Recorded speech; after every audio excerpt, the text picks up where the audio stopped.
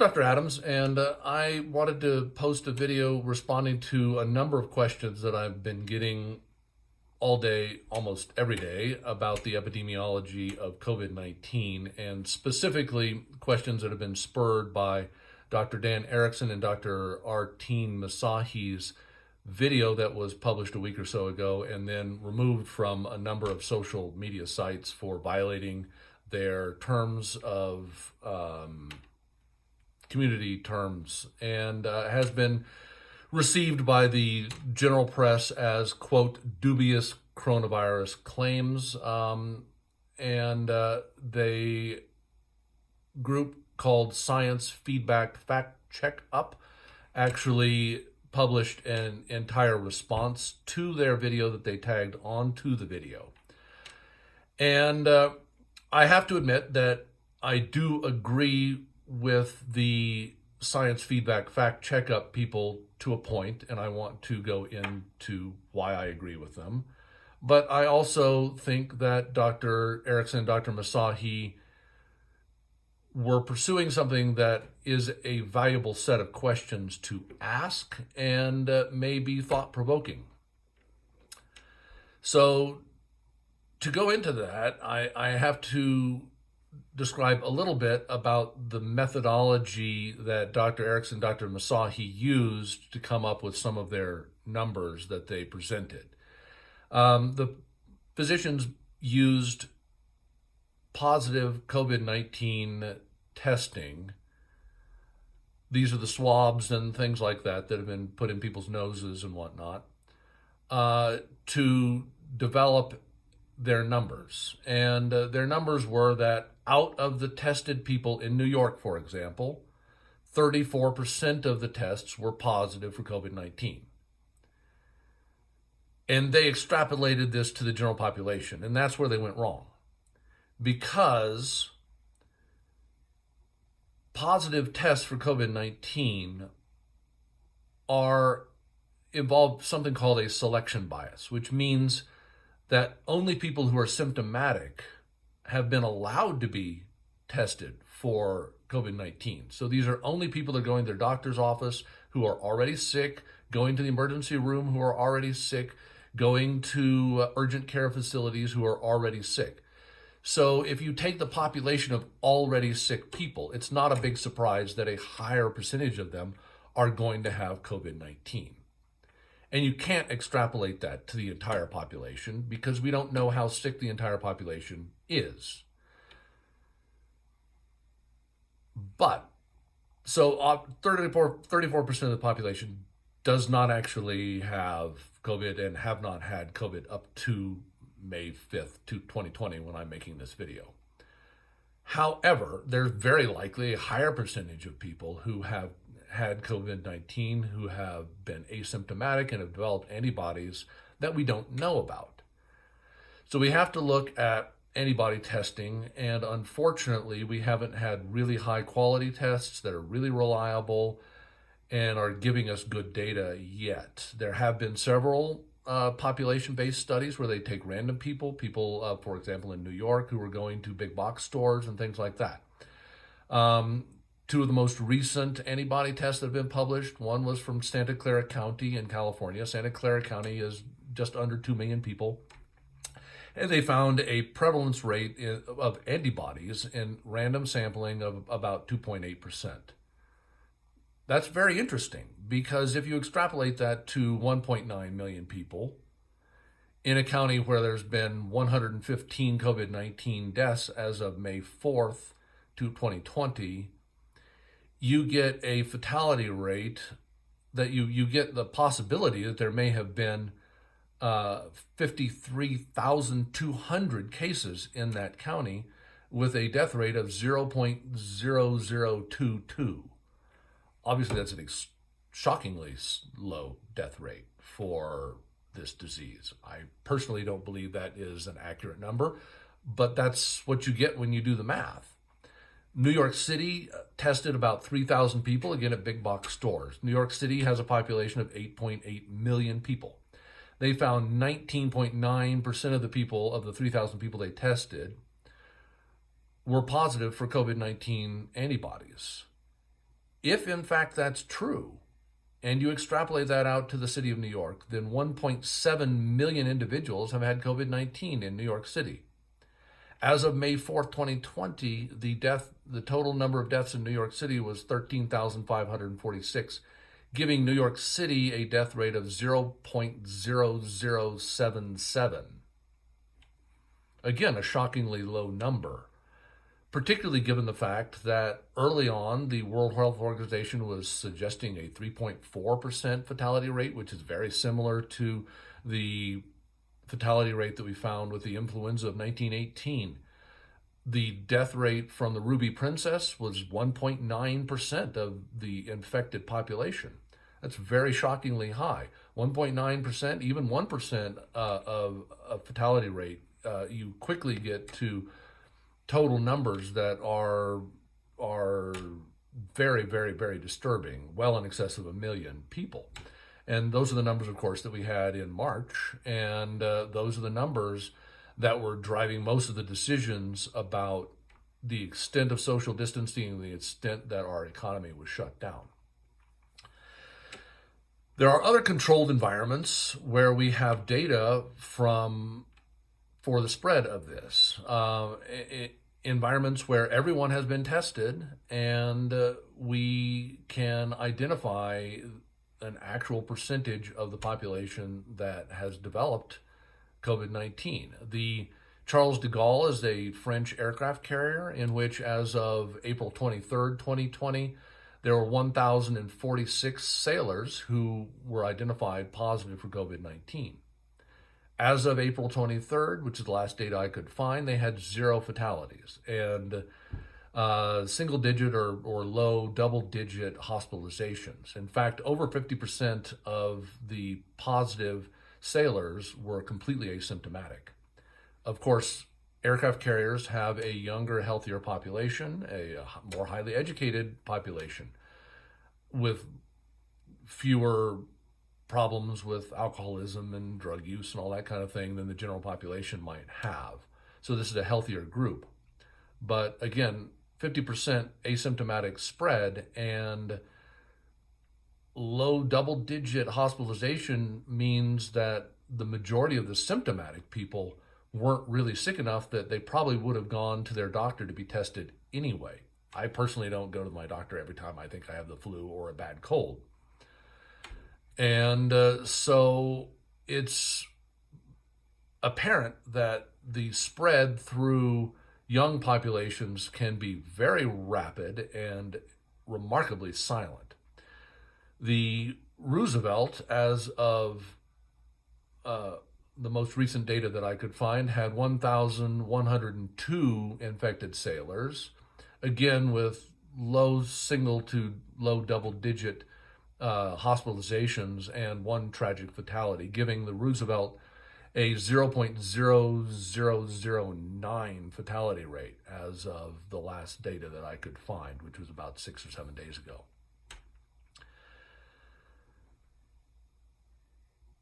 Obviously, there are other populations in which the morbidity and mortality is much higher, such as the nursing home in Washington State, where the mortality rate was 18% of the infected population. So it can be devastating in extremely vulnerable populations.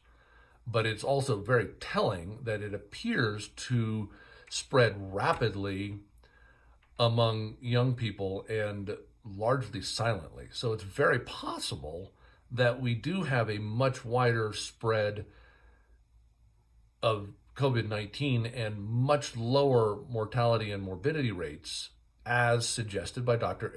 Erickson and Dr. Massahi. And another concerning issue that I have noticed by looking at the news is that any country that doesn't take relatively extreme steps seems to be excoriated by the media. A recent article I found on Japan was titled "Japan's Capricious Response to Coronavirus could dent its international reputation. This was published on April 27th. The writer of this article said, quote, "The Japanese government's response to the coronavirus pandemic has been reactive, chaotic, and lacking in clear leadership. Japan has effectively lost control of its attempts to isolate all suspected cases." Japan had some of the earliest cases identified outside of China. They have a population of 126 million people. And as of May 5th, 2020, they had 556 deaths in in one of the oldest populations on the planet, therefore presumably one of the most high-risk populations. Now, Japan, regardless of what isolation efforts they have employed and whether or not they have been sufficiently draconian in their response to COVID-19, as of May 5th, seems to have a pretty good response and a pretty good rate of control. That may change. But 556 is certainly much lower than the 71,065 fatalities the United States has documented as of May 5th, with a population that is, of course, much larger than Japan.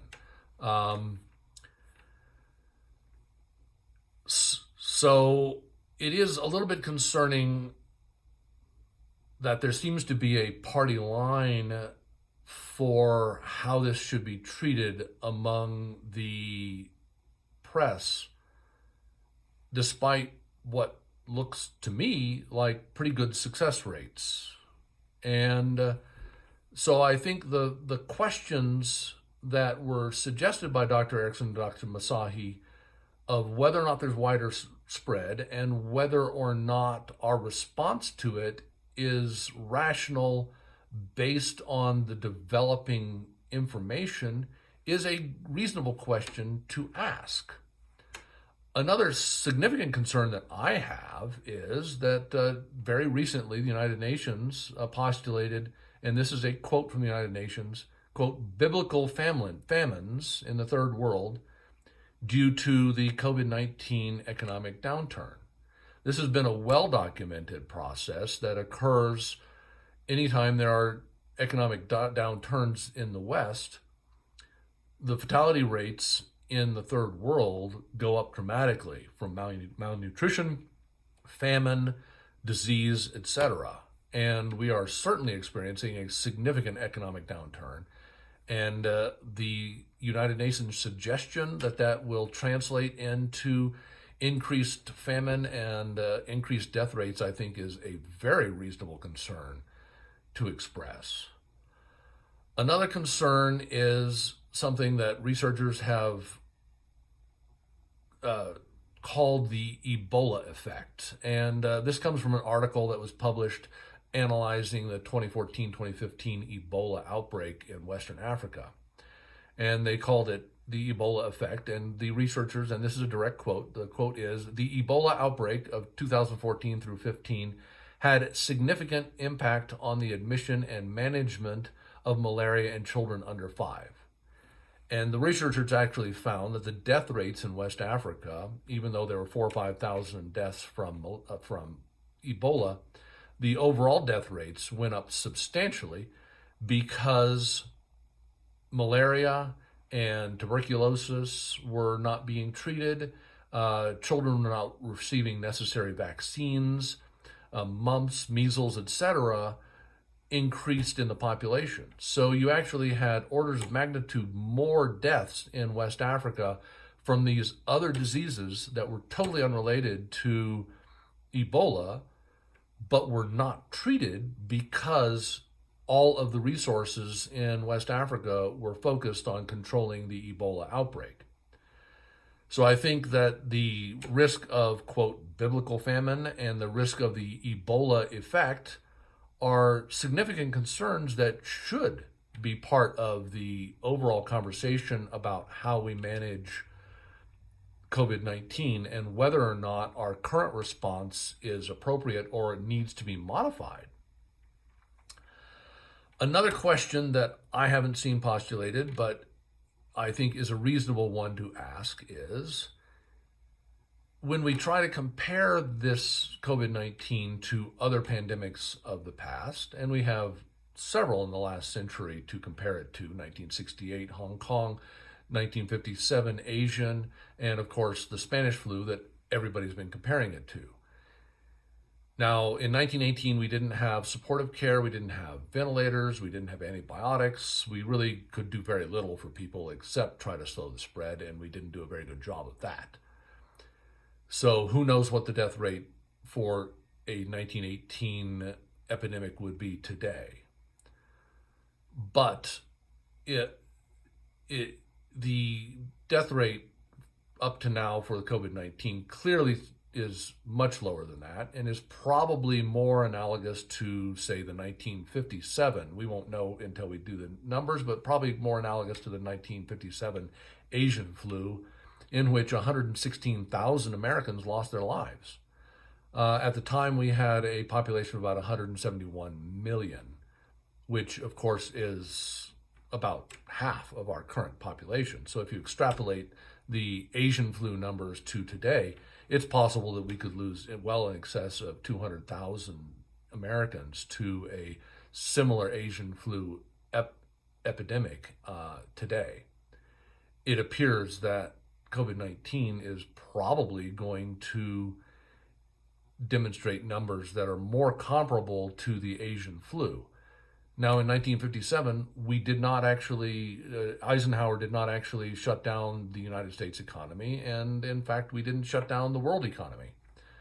So our response in 1957 was dramatically different than was today to the COVID-19, and yet it looks like the numbers are much more possibly comparable to 1957 than to 1918. So again, raising the question of whether or not our COVID-19 response is appropriate, I think, is a question that should be part of the scientific, economic, and political discourse, because unfortunately this has become a political issue.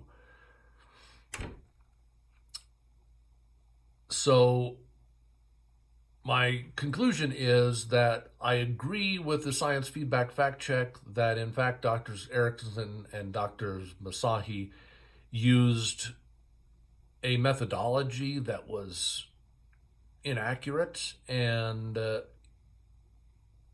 yet I agree with some of the conclusions of Dr. Erickson and Dr. Massahi that, in fact, this disease is probably much more prevalent and probably much more widespread than we knew, and likely has a much lower morbidity and mortality rate. In fact, just this morning, there were some results that were announced from France where they discovered some samples that have been taken from patients in December of 2019 that were positive for COVID-19. That raises a question in my mind, because this was noted by the CDC as being a particularly bad influenza year. They haven't finalized the numbers, but it looks like the preliminary estimate for influenza deaths in 2019-2020 are very possibly over 60,000. And we haven't had a year where annual deaths in the United States were above 50,000 for almost 5 years. Last year it was around 34 to 38,000, very similar to the year before. And while there were different strains of influenza circulating this year, there was no reason to have thought in, say, September that we were going to have a particularly bad influenza year. It's just that the numbers turned out to be bad as we started looking at them in December and January and early February.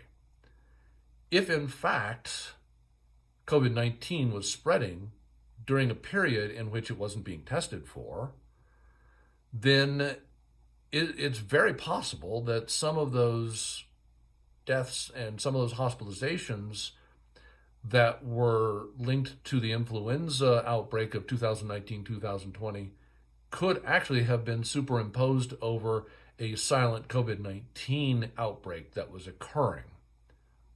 Is that true? I don't know. I don't even know if we could do a study to prove that. But I think it is a thought-provoking question, because if that's true, then very possibly COVID-19 is no more than maybe slightly more dangerous than the influenza. We don't know. We won't know until we get enough numbers. But I do think that we shouldn't be silencing voices who raise these questions. I think they're valid questions that should be asked. And I think that the science feedback people should not be shutting down the arguments that Dr. Erickson and Dr. Massahi made, although I do agree that they should have pointed out the problems with the methodology. I don't necessarily agree with the articles that have been published about them that, are titled things like dubious coronavirus claims, because I think they're glossing over the valid questions that were being raised by these two physicians. I hope that you all have a healthy and happy coronavirus season. And I hope that these ruminations help some of my patients understand at least some of the epidemiology and some of my thoughts on the epidemiology as of May 5th, 2020. And I also want to say that almost every statistic that I have quoted is wrong. And we will know that in a month or two when we actually have better data and better numbers. So, for what it's worth, we're working through this with incorrect information. And as my dad always said, all decisions are made with inadequate information. Have a good day. Bye.